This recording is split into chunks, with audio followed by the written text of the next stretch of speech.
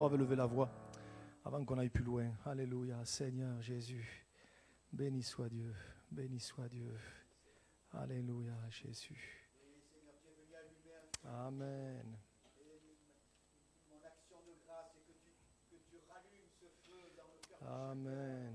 Tu as dit que tu as fait de tes serviteurs, de tes servantes, des flammes de feu, Amen. des femmes embrasées pour toi. Et pour ma part, c'est ce que je veux être, embrasé pour toi, Jésus. brûlé pour toi, Seigneur. Amen. Je te bénis, je te loue, je t'accorde Amen. merci, Seigneur. Oui, tu es venu, Seigneur, nous chercher, nous étions dans la misère, Seigneur, et tu nous as inscrit, tu as inscrit notre nom dans le livre de vie, et je te bénis. Alléluia, Je te Jésus. bénis, sois glorifié, Seigneur. Amen. Amen. Oui. Jésus. Merci, Jésus. Alléluia.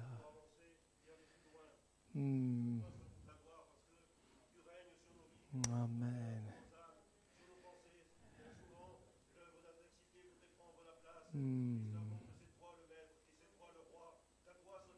Alléluia. Merci, Jésus. Oui. À toi la gloire, Seigneur. Merci, Jésus. Amen.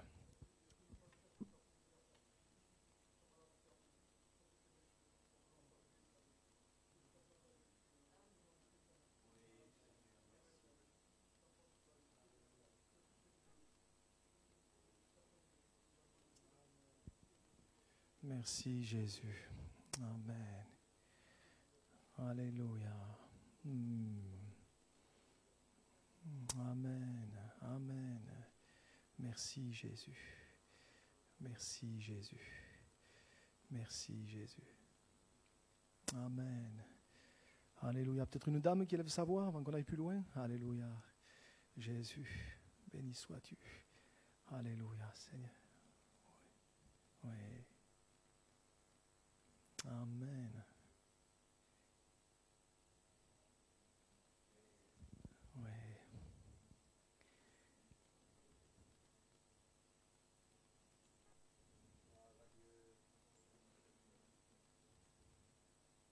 Amen.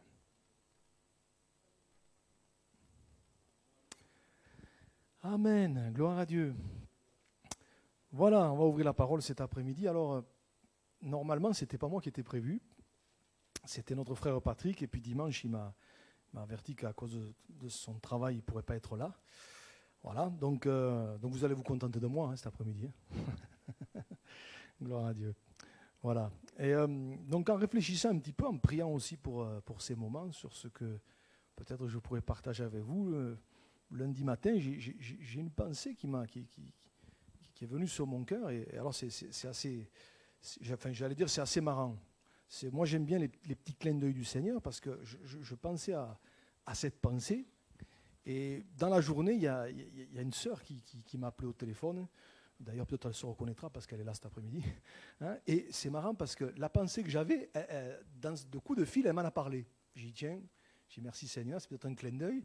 Et puis, tout à l'heure, là, il y a quelques instants, quand Marc dirigeait les chants, il a parlé de l'éternité. Et justement, la pensée dont j'aimerais parler cet après-midi, c'est j'aimerais parler sur l'éternité. L'éternité. Hein. Peut-être le dire avec un autre mot, la vie après la mort. Voilà, je crois que ce n'est pas un sujet qu'on aborde souvent, et je voudrais le faire cet après-midi, alors bien sûr le plus simplement possible, mais je crois que peut-être cet après-midi, il y a des choses qu'on a besoin d'entendre ou de réentendre.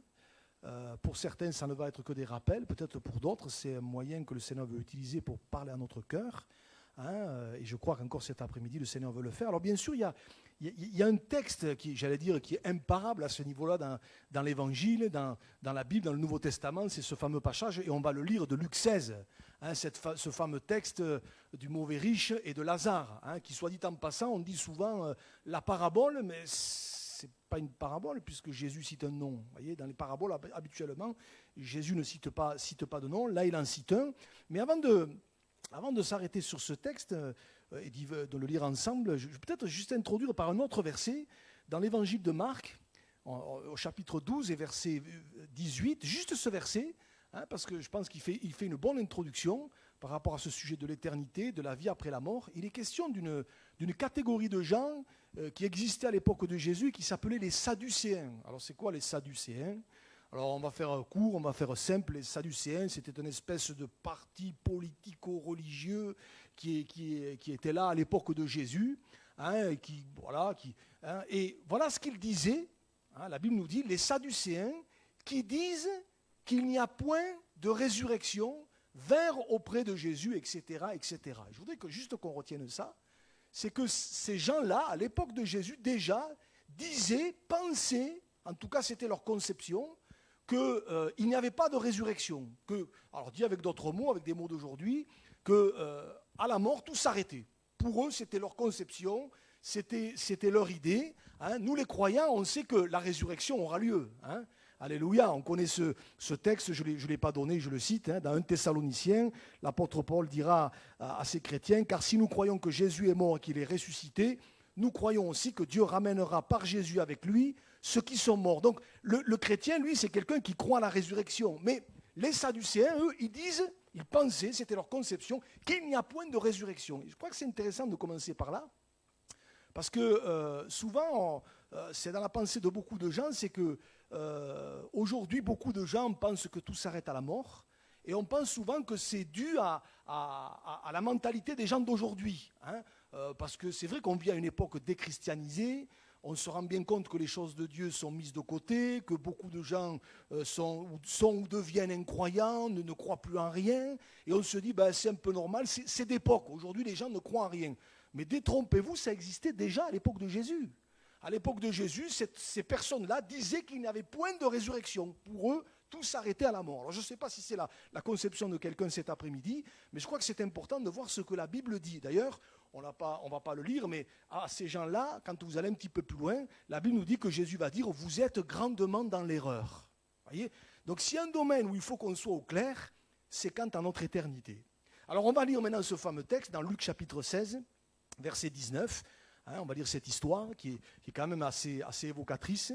C'est peut-être un des seuls textes dans la Bible où c'est comme si Jésus levait un coin du voile sur ce qui se passait dans l'éternité, où on voit sur ce qui se passe après la mort.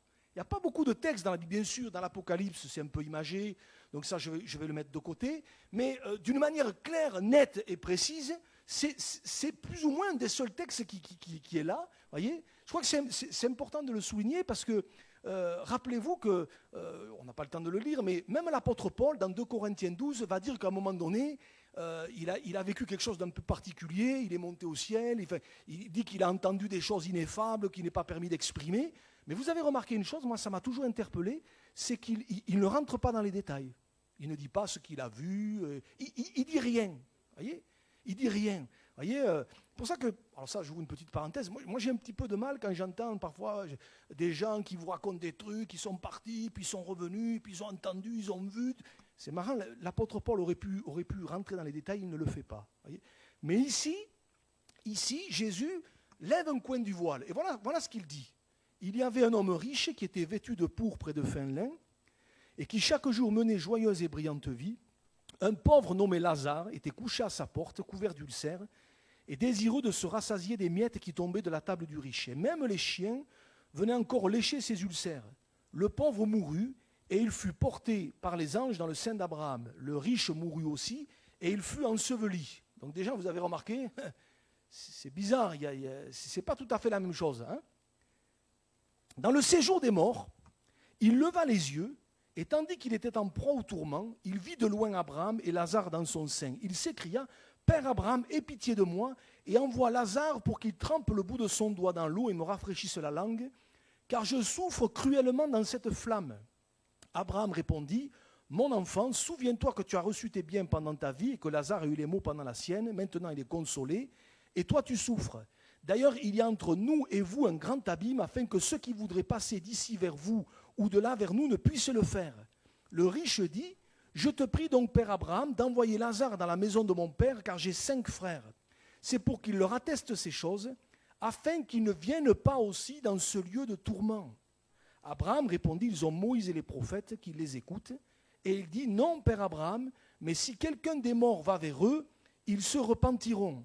Et Abraham lui dit, s'ils n'écoutent pas Moïse et les prophètes, ils ne se laisseront pas persuader quand même quelqu'un des morts ressusciterait.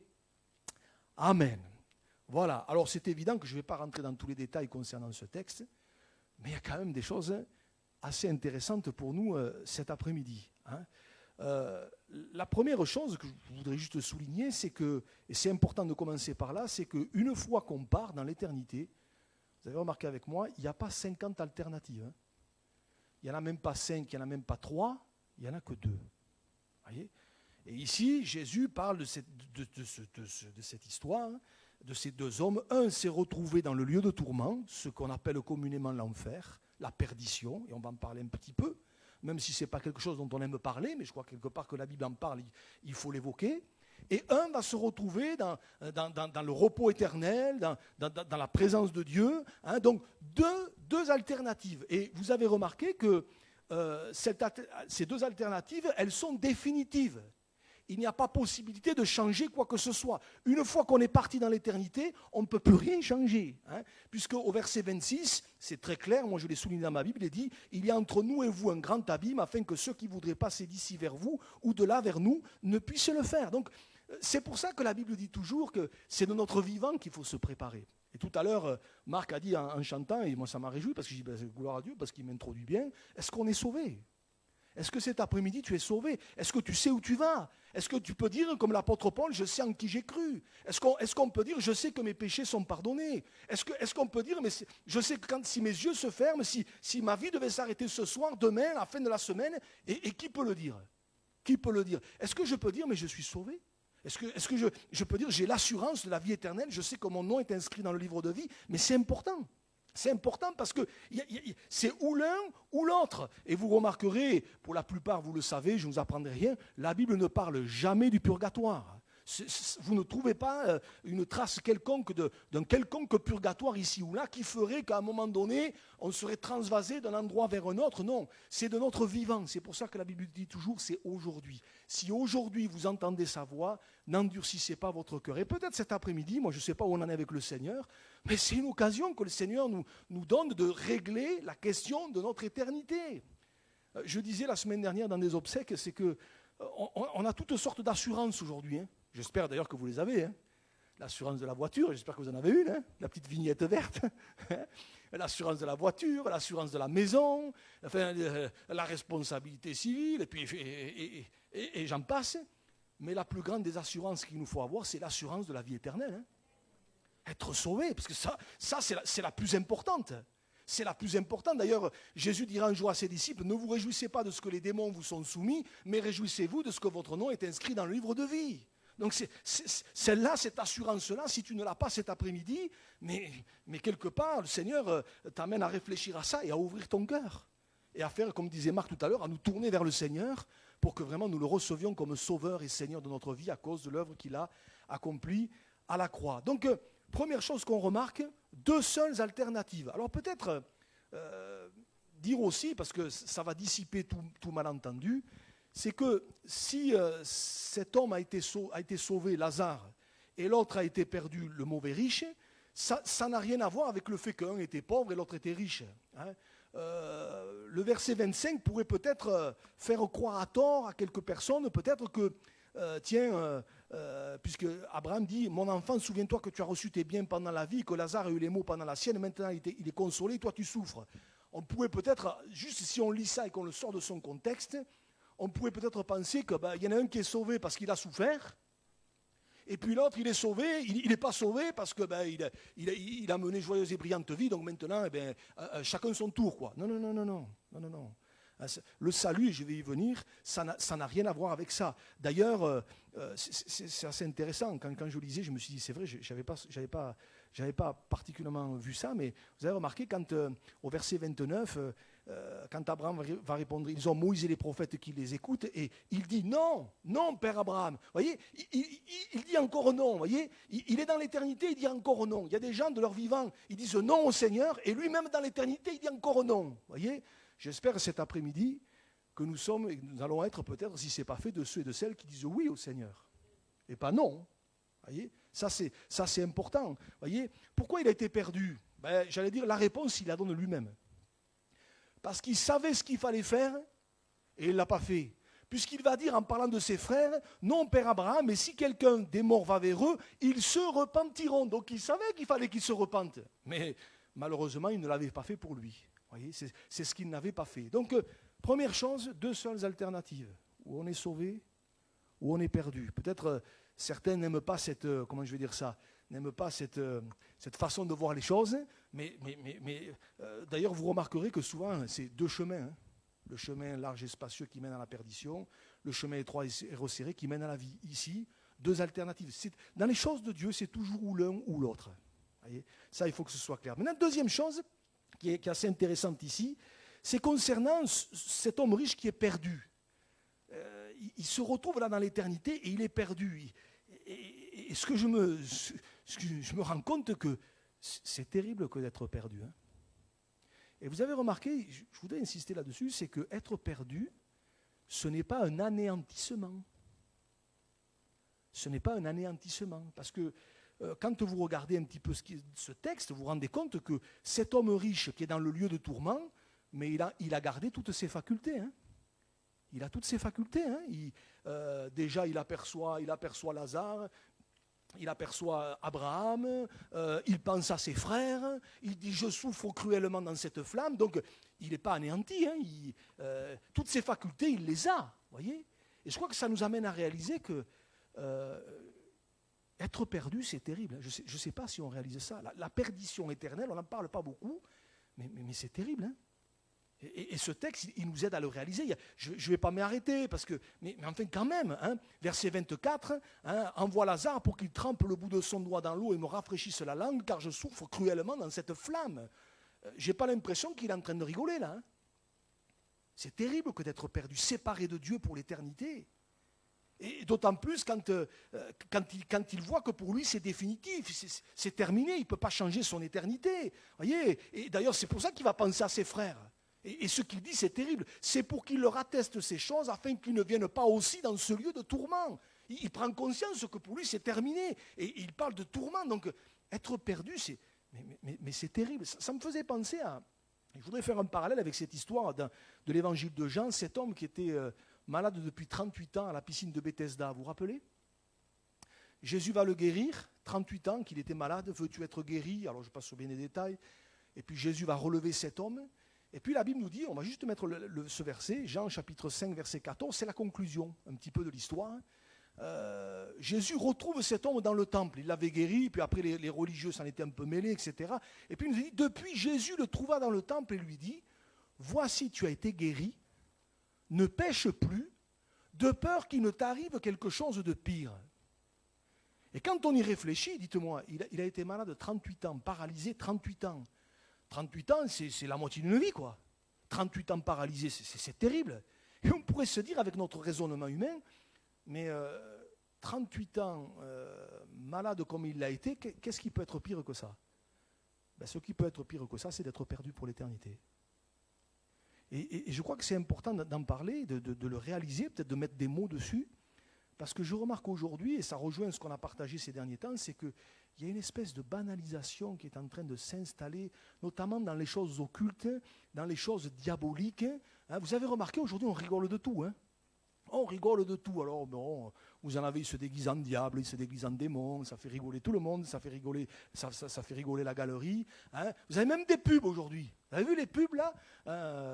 Y en a même une, alors, je ne sais pas si je le dis, en plus ça passe sur la pub Charal là. Vous avez vu là, vous avez les anges et les démons qui se côtoient, là, ça fait rigoler tout le monde, ça amuse la galerie.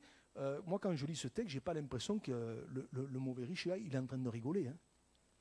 Là, vous voyez, je crois que c'est important de s'arrêter là-dessus, de réaliser que la perdition, ce n'est pas de l'amusement. Être séparé de Dieu pour l'éternité dans le lieu de tourment, mais c'est une réalité. C'est une réalité. Et c'est pour ça que Jésus est venu. C'est pour nous éviter le lieu de tourment. C'est pour nous sauver de nos péchés. Alléluia. Jésus n'est pas venu nous sauver avec nos péchés, mais il est venu nous sauver de nos péchés. Il a versé son sang pour que nos péchés soient effacés, pour que la condamnation soit enlevée. Et aujourd'hui, nous pouvons dire les uns et les autres, il n'y a plus de condamnation pour ceux qui sont en Jésus-Christ. Est-ce que tu es en Jésus-Christ? Est-ce que tu as reçu Jésus comme ton sauveur? Mais c'est important. C'est important. Parce qu'être perdu, en tout cas, on voit, moi, je n'ai pas l'impression qu'il est en train de rigoler. Hein. Quand il dit mes frères, je pense à mes frères, il lui reste encore un degré de compassion. Il pense à ses frères qui ne viennent surtout pas là où je suis, quoi. Parce que ça ne l'amuse pas. Hein. Ça, c'est encore un autre point important. La perdition, ce n'est pas un anéantissement, mais c'est un état éternel, séparé de Dieu, loin de la présence de Dieu, dans les tourments. Et moi, je me dis, je n'ai pas envie d'être là. Hein. Je n'ai pas envie d'aller là. Voyez. Une autre chose, on m'a souvent posé la question, il me semble que ce texte y répond, est-ce que dans le ciel, on se reconnaîtra? Des fois, ça, c'est des petites questions qui nous intéressent. Est-ce que dans le ciel, on se reconnaîtra, hein? Il me semble que quelque part, ce texte répond un petit peu à la question, dans le sens que vous avez remarqué que quand même, je disais que ce riche, il est là avec toutes ses facultés, et alors qu'il lève les yeux, quand même, il reconnaît d'abord Abraham. Alors c'est quand même marrant, parce qu'Abraham, il ne l'a pas connu, hein, de son vivant, puisqu'Abraham, il a existé des siècles auparavant, vous voyez, mais il le reconnaît. Alors je ne sais pas comment il a fait, mais il l'a reconnu, donc, vous voyez. Il le reconnaît, et il reconnaît le Lazare. Avec lui, par contre, il le connaissait, il l'avait côtoyé. Hein, peut-être qu'il ne l'avait même jamais regardé. Hein, il passait devant, il ne le regardait même pas. Hein, donc, il les reconnaît. Donc, ce texte laisse quand même à penser qu'effectivement, dans le ciel, on se reconnaîtra. Et je vais le dire de cette façon-là. Moi, je bénis le Seigneur, et c'est souvent quelque chose que je dis dans les moments d'obsèques, c'est que pour le croyant, pour celui qui a donné sa vie au Seigneur, quand il s'en va, quelque part, pour ceux qui restent, c'est vrai qu'il y a de la peine, c'est vrai qu'il y a quelque part, il y a besoin de consolation de Dieu, mais il y a cette espérance de savoir que ceux qui nous ont précédés, nous les retrouverons dans l'éternité. Alléluia. Et ça, c'est une espérance de se dire, on les reverra. Alléluia. Alors bien sûr, on les reverra, pas dans les mêmes conditions. Puisque, rappelez-vous, et on va quand même l'afficher, je pense que c'est important, regardez Marc chapitre 12, verset 25, Jésus donne cette précision, car à la résurrection des morts, les hommes ne prendront point de femmes, ni les femmes de mari, mais ils seront comme les anges dans les cieux. Donc, les conditions seront différentes, bien évidemment. Hein, mais quand même, je me dis, Seigneur, hein, je crois que ceux et celles qui nous ont précédés, on les retrouvera dans l'éternité. Alléluia. Et puis, autre chose quand même assez intéressante dans ce texte, dans cette histoire, c'est de voir que, c'est quand même dingue, hein, Abraham va, alors je vais le dire avec des mots d'aujourd'hui, Abraham va faire une espèce de prédication, une prédication voilà, il s'adresse à cet homme et il va réitérer, redire ou rappeler une vérité importante, c'est le seul moyen par lequel on peut être sauvé. Et dans ce qu'il dit à cet homme riche, il rappelle que le seul moyen pour être sauvé, c'est le moyen de la foi. Voilà. Parce que quand cet homme riche pense à ses frères, hein, et là, il va dire Père Abraham, envoie Lazare, vous voyez, c'est marrant quand même. Je ne sais pas si vous y réfléchirez. De son vivant, Lazare était à sa porte, il ne s'en est jamais occupé, il est passé devant. Et puis une fois qu'il est dans le ciel, dans le lieu de tourment, il continue à traiter le Lazare comme son serviteur. Ça montre qu'il n'a pas changé. Hein. Il n'a pas changé, c'est terrible. Hein. C'est terrible. Voyez, envoie Lazare d'abord pour qu'il trempe le bout de son doigt, et puis après, envoie Lazare pour qu'il aille avertir mes frères. Vous voyez, il le traite comme ça. Vous voyez, je me dis, c'est terrible. Il n'a pas changé, quoi. Hein. Et regardez ce qu'Abraham va répondre. Abraham répondit, ils ont Moïse et les prophètes, verset 29, qui les écoutent. Qu'ils les écoutent. Voyez, et l'autre va dire non. Si quelqu'un des morts va vers eux, ils se repentiront. Donc qu'est-ce qu'il est en train de dire, cet homme riche? Il est en train de dire, mais non, si tu envoies quelqu'un qui ressuscite des morts, vous imaginez, tout le monde sait que Lazare est mort, et puis tout d'un coup, on le voit débarquer. Il est en train de dire, s'ils voient ça, ils croiront. Voyez, il est dans ce principe de croire pour voir. Voyez, et là, Abraham va le reprendre, il va dire non, s'ils n'écoutent pas Moïse et les prophètes, ils ne se laisseront pas persuader quand bien même quelqu'un des morts ressusciterait. Voyez, Abraham réitère ce principe de la foi. Vous voyez, ils ont Moïse et les prophètes qui les écoutent. Voilà, qui les écoutent. Ça nous rappelle que la foi vient de ce qu'on entend. Vous voyez, la foi vient de ce qu'on entend, et ce qu'on entend vient de la parole de Dieu, vient de la parole de Christ. Vous voyez, ça nous rappelle aussi, on va l'afficher, cette parole de l'apôtre Paul. Éphésiens chapitre 2, versets 8 et 9, on connaît bien ces textes, mais c'est bien de les relire, car c'est par la grâce que vous êtes sauvés, par le moyen de la foi. Et cela ne vient pas de vous, c'est le don de Dieu. Et Paul rajoute, ce n'est point par les œuvres, afin que personne ne se glorifie. Vous voyez, donc, ce riche, il est dans cette conception, s'ils voient, ils croiront. Vous voyez, devant la croix, remarquez, quand Jésus a été crucifié, ça a été la même chose. Hein. Descendre de la croix afin que tous croient.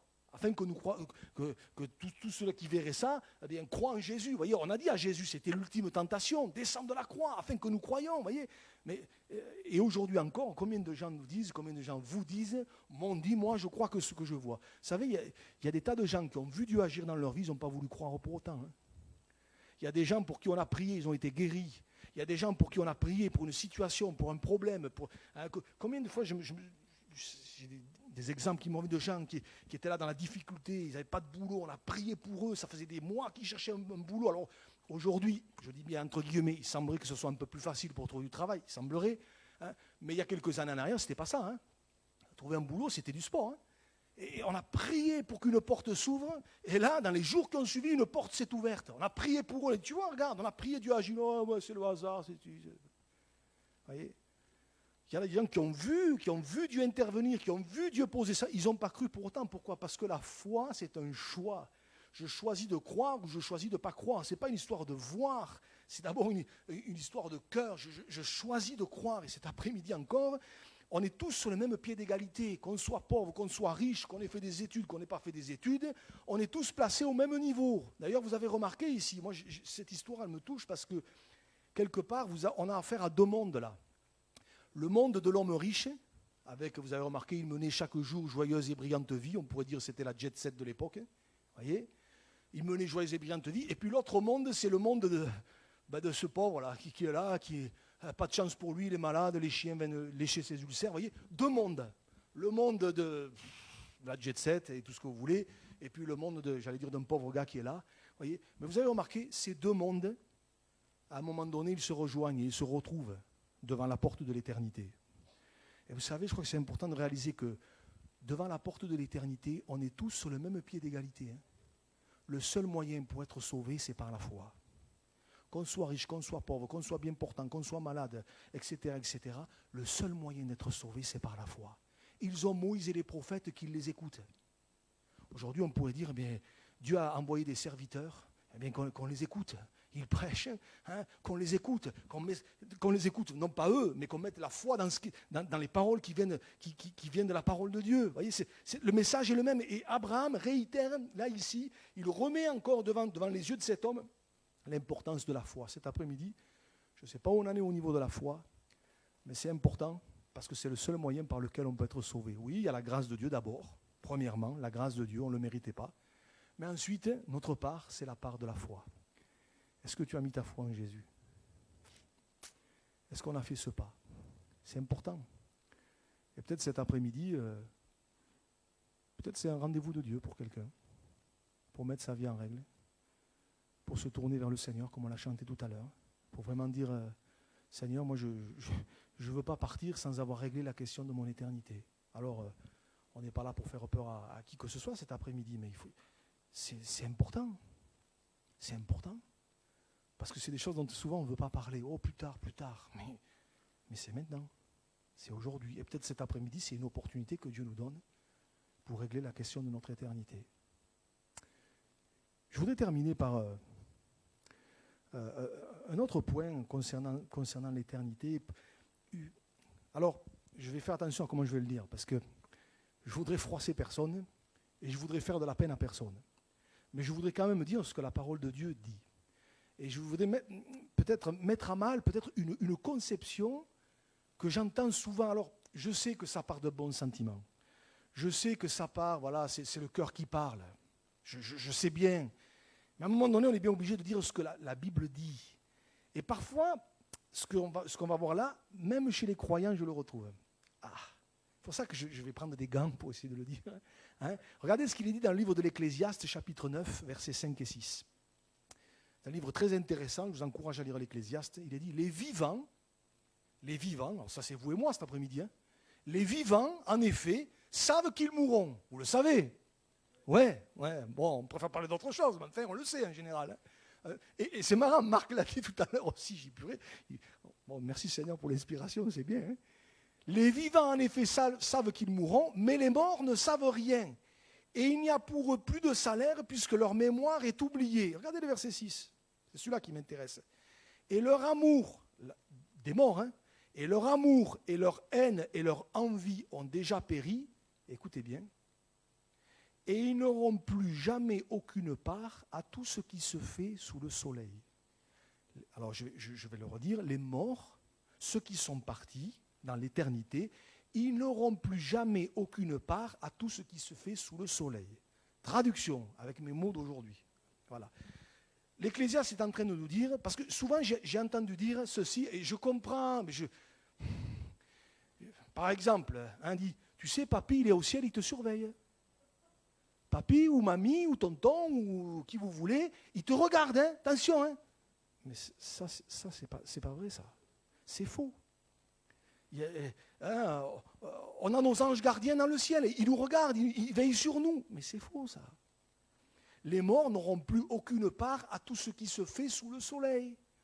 Et j'allais dire, mais, on en parle avec Rosetta, j'allais dire, mais heureusement pour eux d'ailleurs. Et tant mieux pour eux, parce que sinon le ciel ne serait plus le ciel. Hein.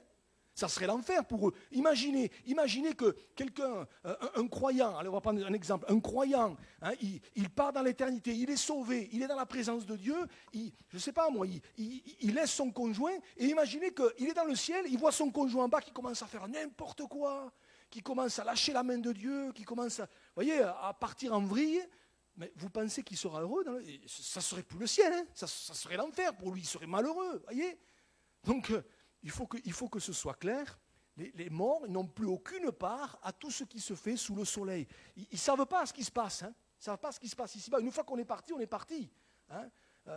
Ça, je crois qu'il faut que ce soit clair et il faut qu'on le comprenne. Hein. Voyez, et je me dis, mais une fois qu'on s'en va, c'est terminé, le combat est terminé. Voilà, le combat est terminé. Hein. Le tout est de savoir, et je termine, hein, le tout est de savoir, est-ce qu'on est prêt ou pas ? Est-ce qu'on part sauvé ou pas? Et cet après-midi, bien que ce soit quelques rappels pour la plupart d'entre nous, mais peut-être c'est bon de se poser la question, mais finalement, où est-ce que moi j'en suis? Où est-ce que j'en suis cet après-midi? Est-ce que j'ai cette assurance ou est-ce que il y a une hésitation, il y a un petit trouble qui est là, peut-être une petite gêne?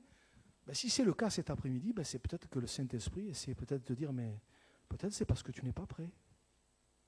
Alors, je ne parle pas d'avoir une appréhension, je ne parle pas de ça. Parce que je comprends bien quand on arrive tous, peut-être nous et peut-être moi aussi, quand on arrivera devant la porte de l'éternité, qu'il y ait une petite appréhension, ça c'est normal, je veux dire. Mais je parle là au fond de notre cœur, de savoir où on va. Est-ce que cet après-midi on le sait? Moi je bénis le Seigneur parce que pour celui qui a mis toute sa foi en Jésus, qu'il a accepté comme sauveur et Seigneur, il peut dire, mais je sais en qui j'ai cru. Alléluia. Je sais que mes péchés sont effacés. Je sais que je suis sauvé, non pas par mes mérites, mais à cause des mérites de Jésus. Et cet après-midi, la question, elle est là. Est-ce que tu es prêt? Est-ce que peut-être ce ne serait pas l'occasion de faire les choses, faire ce qu'il y a à faire, hein, de se tourner vers le Seigneur, comme on l'a chanté, c'est vers toi que je me tourne. Parce que le seul moyen pour être sauvé, le seul nom qui a été donné, c'est le nom de Jésus.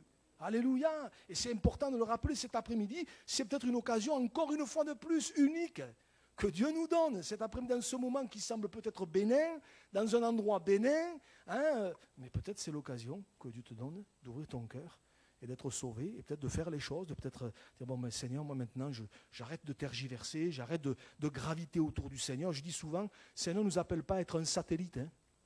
On est un satellite, on gravite autour de Jésus, on gravite autour des choses de Dieu. Non, à un moment donné, il faut s'engager. À un moment donné, il faut ouvrir son cœur. À un moment donné, il faut être déterminé. Alléluia. Hein.